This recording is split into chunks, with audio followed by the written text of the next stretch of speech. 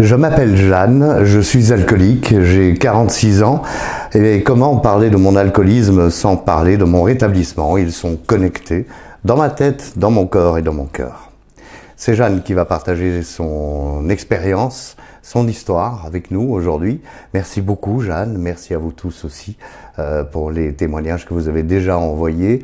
Bonjour, et puis là je m'adresse à vous. Vous, je pense que vous ne m'avez pas encore envoyé votre témoignage. Vous avez envie de le faire? Faites-le, franchissez le cap. L'adresse email c'est bonjour@stéphaneshow.com. On revient à ce témoignage de Jeanne qui nous dit « Il y a un an, jour pour jour, j'ai capitulé devant l'alcool. Ce poison était devenu le maître de ma vie. L'alcool avait déjà marqué des points durant mon enfance, mon adolescence et ma vie de jeune adulte. Je l'ai délaissé ensuite pour mener mes projets de vie, études, travail, fonder une famille. Vers l'âge de 35 ans, suite à des événements de vie douloureux et encombrés dans des schémas relationnels non cohérents et non sains, j'ai commencé à perdre la maîtrise de ma consommation. D'abord de manière festive, dans des bars branchés. Ensuite, ma consommation a commencé à devenir chronique. Métro, boulot, dodo, salle de sport. J'avais bien le droit à ma bouteille de vin, seul chez moi, pour me récompenser des efforts de ma journée, non? Rapidement, une bouteille est devenue 2 bouteilles, afin d'anesthésier mes émotions de la journée. Je suis devenu maman à l'âge de 38 ans. J'ai arrêté de boire durant ma grossesse. Ça, c'est une bonne chose, bien entendu. Un énorme sentiment de solitude m'habitait dans cette relation. Je me suis isolé, la relation s'est dégradée, et puis j'ai commencé à boire en journée. La progression de la maladie s'est accélérée. C'était devenu une obsession. Bien avant le confinement, par le hasard d'une rencontre, un ami m'a emmené dans un groupe AA en anglais à Bruxelles. Je ne comprenais rien de ce qui s'y disait. Je m'y suis accroché un temps, mais je ne parvenais pas à poser le verre plus de 4 jours consécutifs. Je rentrais de ces réunions en rachetant une bouteille sur le chemin. J'avais toujours de bonnes raisons pour boire, Dieu seul sait si. Moi aussi, j'ai toujours eu de très très bonnes raisons pour boire. Le père de mon fils et moi, nous nous sommes séparés lorsque notre enfant a eu 2 ans. C'était en 2017. Mon employeur m'a licencié en 2021 lors du premier confinement, suite à mes absentéismes répétés et de longue durée. Je ne m'étais pas encore avoué vaincu par l'alcool. J'ai replongé de plus belle. La lente progression m'a été fatale. Je buvais du matin au soir. Chaque soir, me disant « demain, c'est la bonne ». Chaque matin, j'étais devant le supermarché à 8 heures tapantes. Mon alcoolisme devenant fortement visible, mon fils a été confié temporairement à son père. Le temps que je me rétablisse, j'étais seul chez moi avec mon faux ami, dépérissant de jour en jour, physiquement et mentalement.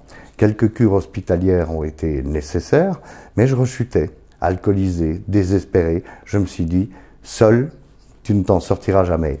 Et ça, c'est bien vu, on le sait tous, seul, ça n'est pas possible, il faut de l'aide. J'ai alors retrouvé le lien des réunions AA, Alcooliques Anonymes, donc en ligne.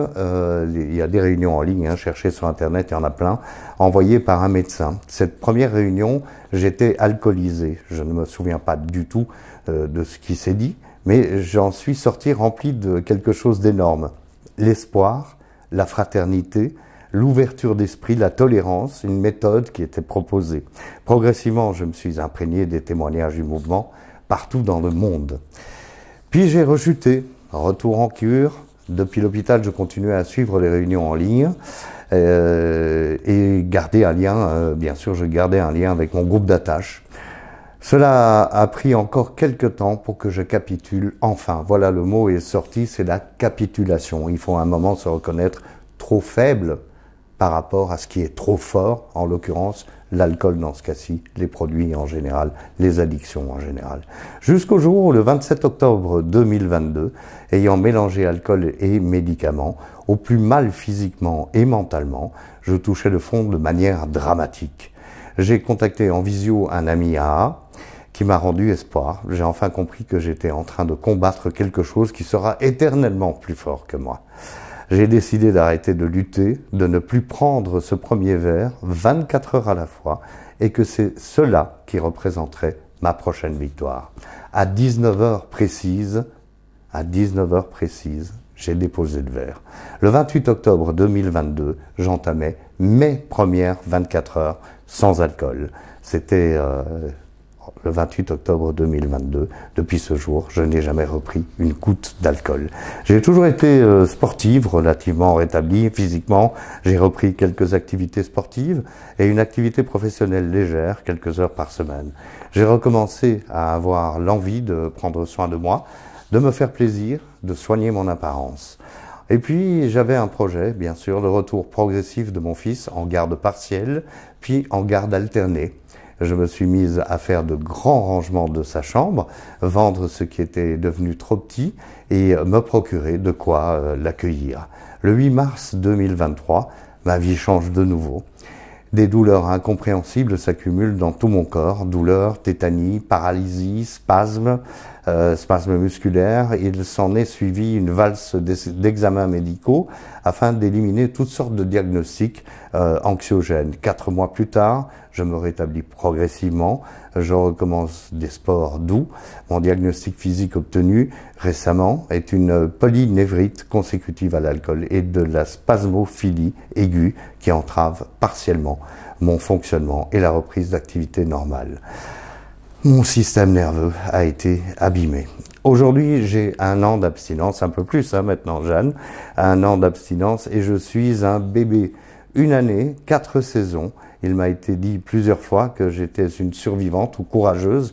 Non, je l'ai assez été par le passé. Je souhaite au plus profond de mon être, en toute humilité, être vivante simplement, et si possible spirituellement, 24 heures à la fois.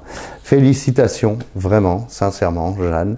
1 an, un peu plus d'1 an maintenant de sobriété, c'est très important. Ce sont les fameuses 4 saisons.